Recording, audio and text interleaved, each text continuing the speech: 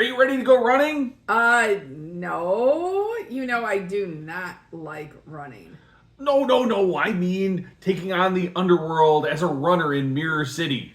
Oh, so you mean that we're going to actually talk about the game Metrorunner? Yeah, so let's get our hack on as we review Metrorunner from Thunderworks Games.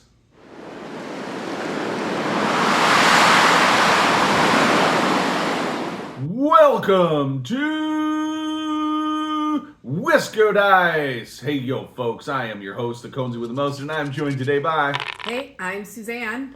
And today we're going to cover one of our favorite games, Metrorunner from Thunderworks Games, in our full-blown Is It Worth It review. Yes, but before we get to the review, I want you all to take a second and Smash that like button, and also subscribe if you haven't so you get notified of new content from us. Yeah, and don't forget to leave a comment in the comment below, and don't forget, do it now. Don't forget till the end of the video, do it now. Just do it. Go scroll now. Okay. Give us your first impressions of Metrorunner or something in there. Get your hack on in the comments. Don't hack. No. We're talking about Metrorunner. All right. So Metrorunner is one of the latest releases from Thunderworks Games. We want to know that this copy was bought and paid for by us. We were Kickstarter backers. Only one of the components here when we talk about components is the blinged up upgraded. Everything else is straight out of the box. Except we do have the mini expansion out here too. Oh, we do have the mini expansion. Apparently we have the mini expansion as well. And I'm not even sure what the mini expansion is. We'll get there. We'll get there. All right. Hey, I'm going to review this game. I don't even know what the difference is in the mini expansion. That's awesome. You've played the mini expansion. You've played the mini expansion. Best review ever. Anyways, we absolutely love this game, and it's not a horribly hard or complicated game to learn, but it's definitely one that takes quite a bit of tricks to master. So in Metrorunner, you're going to take on the role of a runner. Each player gets one of these. They have a slightly asymmetric ability. It's not too consequential in the game. And I think they are. Depends on how you use them, because it really just affects the hacking action. Hacking ability, and they have some flavor text on the back to learn about your hacker. Yes, they have, and there was a lot of our understanding. There's a lot of cool background that's created for the Metrorunner universe. So I'm looking forward to seeing that in future games as well. But it is a cyberpunk game where you, again, as you take on your role as a runner during the game, you are going to be taking actions, going around the board, doing various things as you take on various jobs, do hacks, and ultimately are trying to be the best the most hacker, notorious, and the most influential hacker. Yep, and basically work your way up out of the dark seediness of Mirror City and into a life of luxury. Yes. Yep. You want to do that. And the game is, like Conesy was saying, it's fairly straightforward initially with what your actions are. And everything is on your player board, what you're going to do. You're going to move one or two spaces, and then there's a few actions that you can take. There are either actions where you can gain resource cubes, you can select jobs, or you can work on hacking the game that's in the middle of the board here. It's kind of the game within the game. The game within the game. Or you can take what they call district actions, where you can complete a job or gain resources also that pool in the center of each of these different sections. You see that the board is, Mirror City is divided up into 5 different they're not quadrants because there's 5 of them. 5 different sections. They're districts. Districts, thank you. That's the word I was looking for. Supposed to represent the districts of Mirror City. Yeah, such as like there's downtown, the south side, the waterfront district. And those colors, besides being player colors, are also very important for how you know what jobs you can complete there and what resources that you can get, because colors do need to match. You might take a job and complete that. I will say the expansion adds what they call drop zones. So if you go to a certain area, such as on the board right now, we have a car in the Heights, and then you pick that up, And then and that's all you do is you pick it up, and then once you get to the depicted card for a drop, pick it up. Yep, you pick now it up. It's mine. Almost, and then you get it. Then you go to where it depicts the drop zone on there, and then you get that card. Hey, I went there, and then a new one comes out, and so you score points based on how many you have of those. I see. So yes, so that's all the mini expansion is. I think Conesy, when we played it before, you just thought it was another layer of the game. I don't remember playing with it, but hey. So that's the overview of the game. And while you're completing these jobs or hacking in the grid, you're gaining notoriety and influence tracks, which also unlock additional benefits for when you're hacking. Which are also tied to the game end trigger, right? They're once you get up to a certain past this line here, then the game end trigger occurs, and then you also, as part of the game end scoring, you are trying to fulfill contracts, which is just sets of different jobs that you've completed. Sure. So when we get into our reviews of any game, we like to dive into, I think the first thing, which is, and I think it's an important concept for us, is the components and the overall design of the game.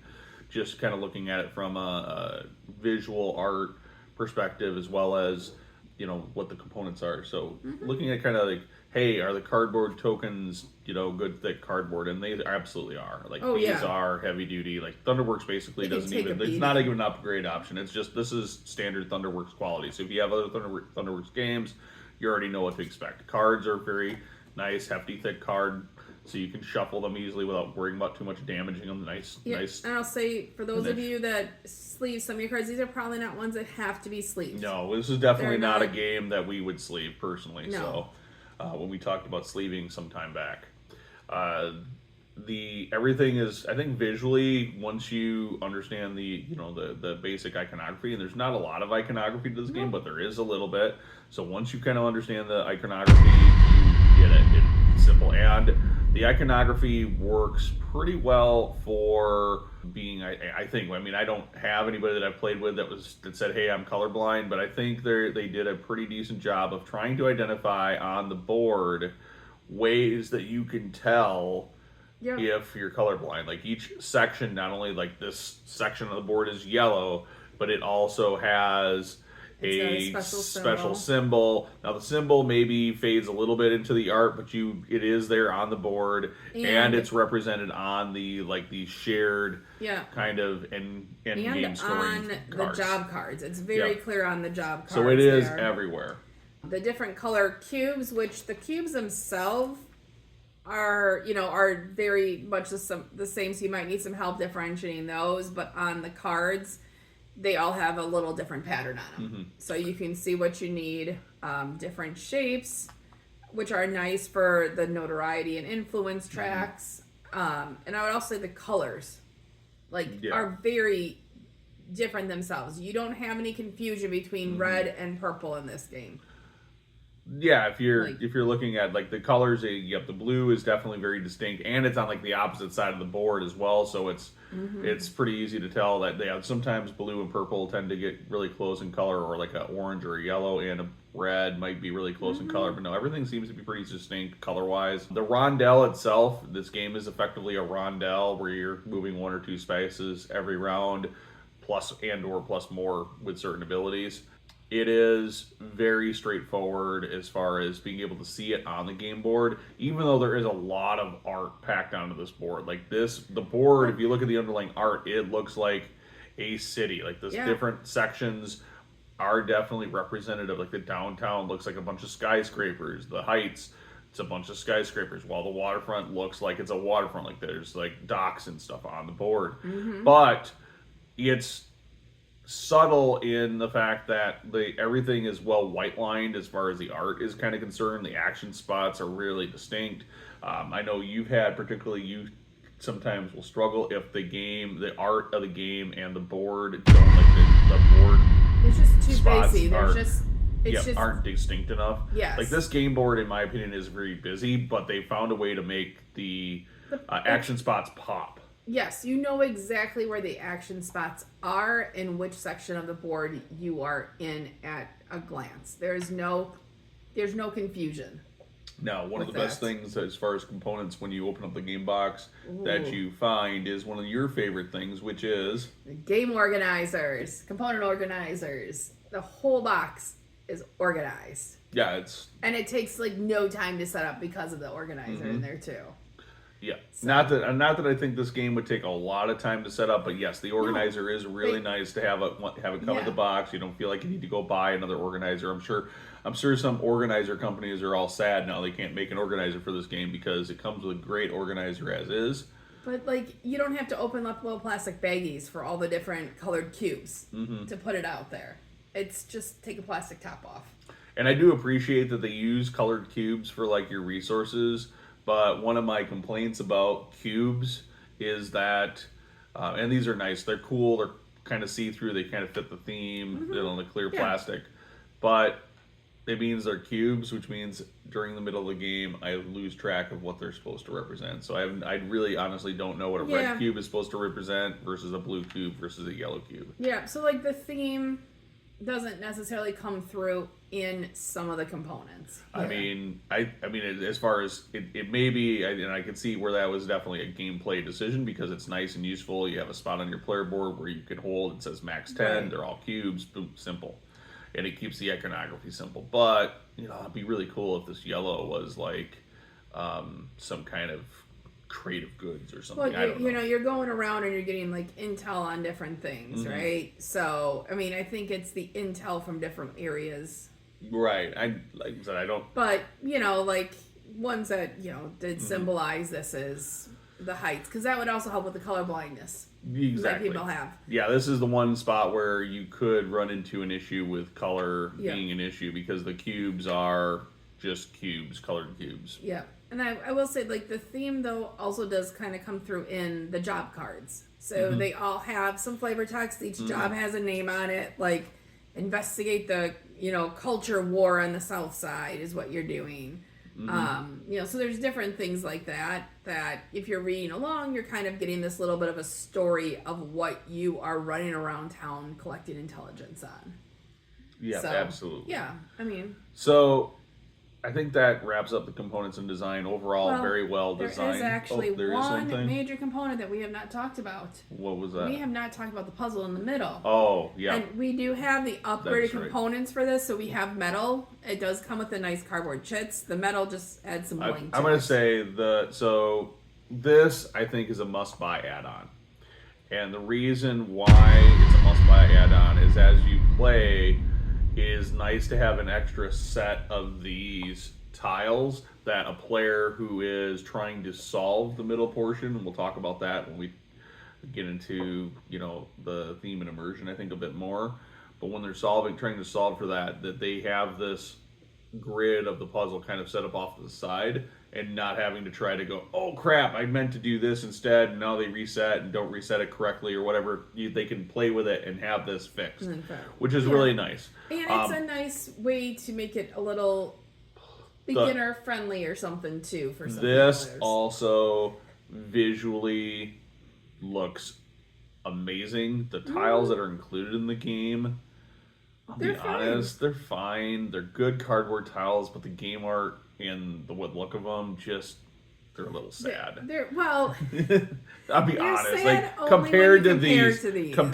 these, these just bring the pop. They bring the pop factor. People like to play this game and they see it because they see it and it has visual pop, and this is the pop factor. It does for this draw game. your attention to this. One thing I do find when we play this game with people that they really focus on the hacking action and turning these because your eyes are drawn to the shininess. I mean, this is one of the most fun parts, and we can roll into the theme and immersion, I think, for this game. And this, like, the representation of hacking as an action in this game and the tactile manipulating the hack board is the most fun thing, and oftentimes the entire table is kind of trying to help solve it more efficiently with whoever the active player is, which seems counterintuitive since we're all playing against each other. But this is the piece of the game that engages everybody so much. It's a big cooperative because you want people to solve it because then the cards and the puzzles rotate too. Yeah. So just to kind of talk about these in a little more detail, you'll note that there are these hack cards. And these basically tell you not only what you're going to get for rewards, and if you've unlocked your blue or pink hacks, you can get, or hacking abilities based on the track down here, you can get even better stuff. But it also tells you the green spots are where it has to. In order to solve this hack, in order to be successful, you have to get a line on this hack board from the start position to the exit position. You always have 2 of these hacks you can pick from, and at the start of your hack, you can discard a card off the top to reveal the next one down. But you don't get to look through or ever see the cards. You have no idea if the next card underneath is no beneficial. You just know if you're like, hey, I can't solve this. And then you only get a certain number of hack attempts to try to solve. So, and then you can pay for additional hacks, right? If you needed, like, say, 3 or 4 attempts to solve, you could pay for that. Otherwise, normally, I think it's like 2 hacks or something like that you get. But then this is also where your hacker comes in, because they have a unique ability, and so you kind of can feel like, okay, my person is is hyping, and so they're doing some things that are gonna just Get on that hype train. Yes, get on the hype train.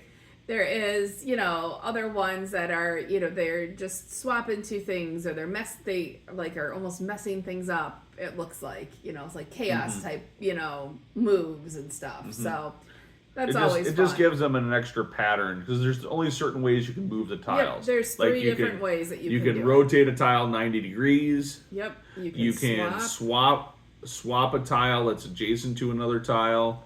And then you can also you can shift the tile, basically taking one tile off, sliding the whole row or column over, and then taking that tile and putting it back at the beginning. Yep. So there's lots of there's only those 3 things you can do, and then your hacker gives you a once per hack kind of special bonus way they can move the tiles, which is how that asymmetry comes involved. That is how this game really, I feel like, captures the theme and makes you feel like you actually are hacking by trying to connect these paths. And I love, like, this for me, like, I love games that implement a tactile function, even if I'm not great at solving puzzles like this. He says this, and he does great at solving these puzzles. It is so much fun, and then like I said, it's everybody at the table also gets so excited about it and trying to help you solve it and come up with a better way to maybe get the path from here to there or whatever. And that's, like I said, there's a lot of chance for people to do take backsies with it, so having that extra little grid of tiles for them to be able to manipulate and show how they're going to solve it, and then come over here to the main board and as they're, to have something tactile to work it out on without having to reset the board is really helpful. Yeah, and as you are going around and either hacking or completing jobs, you may earn things called credits, which are these little chips. And then you can cash in your credits to get extra help in the game. So you can kind of call in, almost like calling in favors to move you around the board faster, or to just like strong on people to get a little bit more information at some places. So that also kind of helps with the theme. You're sort of building up your network of additional informants throughout this town, which is kind of, which is a little fun to think of it that way too. So yeah, absolutely. And overall, I think the game, like, from a theme perspective and an immersive experience, like, I do feel like I'm this runner in the city. I wish there was more of the Metrorunner, the mirror city kind of coming out of it. But I mean, the districts are on the board. I think because we're mainly hackers, for me, I'm good with how it is, especially because I like the sculpts of the busts of the runners, cool, because they look very sci-fi, kind of computer generated, all these flat sides that are, so it's like running around almost the virtual network. Those are, and it is kind of represented in the board art and stuff too, Yeah. right? And you are absolutely right. I want to find out more about this universe, really, though. I want to see more. There should be more coming out in this universe. Yeah. So that'll be awesome, because like cyberpunk oftentimes is a theme that isn't touched on a ton in the board gaming market. There are some really good cyberpunk games, but the art and the look and feel of this really gets me excited, because it's going to be that kind of bright neon, but also have this dark undertone cyberpunk universe. I'm really excited about that. Wrap things up with our overall thoughts of Metrorunner. So what do you think of it? So this is a great game, I think. It has a little bit of something for everyone. If you can totally ignore, I like the fact that you can totally ignore the hacking puzzle in the middle. If you don't want to, you can still do fine and not do okay, and not really do that more than like once or twice in the game. The hacking puzzle is almost a trap, right? Yes. It's the most... The games I do the best are when everyone else focuses on that, and I only just do it a couple times. It absolutely is. Like, this might be the most fun thing in the game to do, is mess with that hack table, in my opinion. Yeah. But every game where I end up doing that more than once or twice, I've missed out on doing everything else you need to do in the game to be successful and win. Yeah, so it is certainly a trap, because it is, like I said, it's the most fun, but not always the most rewarding. Yeah, and speaking of rewards, another thing I really am enjoying with this game is that as you complete jobs, you get to choose where you're putting them on your board, and then you get additional bonuses. So not just the job bonus, but also another bonus for that category. So it's kind of planning that out and trying to work on planning ahead a little bit. So I like the little layers of complexity that aren't overwhelming in this game, and then again with the component quality that just makes the game that much more enjoyable and easy to play and teach. So for me, this is definitely a game that I will get out. It's not crazy long. No. You do kind of go, oh my gosh, it's ending. But then it's done, and you feel like you really were competing against everyone else. Yeah, so this game doesn't have like a ton of different actions, and it's pretty straightforward. Like, you're going to move one or two spots typically on a turn. You're going to do either one of like two different, either the actions printed on the board or a district action, which is also printed on the board basically for that district. They're very straightforward. There's only like 4 or 5 different types of actions, and 2 of them have you collecting things, which are really straightforward type actions. So from a learning perspective, being able to teach, from an overall like complexity to learn this game, it's very easy for players to learn, which I really like. And I think that is something that has been kind of come to be seen out of a lot of Thunderworks titles recently, is that not overly hard to learn, but there's a lot of challenge and complexity in timing that you have to try to work out as you play the game to be able to not only maximize, say, rewards that you're getting, or be in the right position because, oh, hey, I have this job and I need to be in the south side to be able to complete it, and I have all the resources, but unfortunately I'm currently in the waterfront, which means it's going to take me forever to get over there. Yeah, I mean, and I've played this game 4 or 5 times already, which is quite a few times for me in 1 year. We don't review a game without playing it at least 3 or 4 times. Right, and I'll say I'm still enjoying playing it, and there's a little bit something different every time. Yeah, so that's absolutely. So the replayability is definitely there here. I know we were setting it up for the video, and I'm like, ooh, I haven't played this in just a little bit. I definitely want to play this again. We're going to play it yet today, so. It is definitely a game that we'd like to come back to and play. It hasn't, like, after 3 or 4 plays, I think we both played it at least 4 times now. Yeah, I don't know that I've won it any of those times, but we've played it. We played it a bunch of times. Yeah, and for a game that I haven't won, it's the one I still want to play, and I really enjoy this game. I love the color, the feel of it, the tactile play, and all the components are really cool.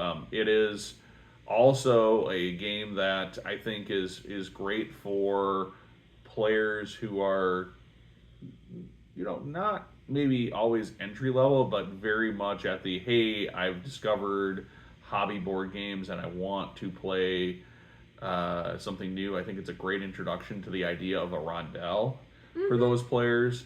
And you're going to keep getting plays out of it, right? It's one of those games that doesn't overstay its welcome. Every time you play it, it has kind of a new experience. You're unlocking kind of new challenges, new strategies. And being more experienced with the game does not mean that you have a huge advantage over someone who's playing it for the first time. It's very even playing field. You can't completely bork your game in your first action or two. So that's really good. And by the time you've done your first action or two, generally what I see is everybody gets mechanically, it's not like, hey, I have to worry about how is this mechanically going to work. Now I'm starting to work on how is my strategy going to work, right? And how am I going to get to the point where I have the points I need to win the game. So, and it does ultimately it is a points-driven game, so whoever has the most points wins, which is pretty straightforward for all board games.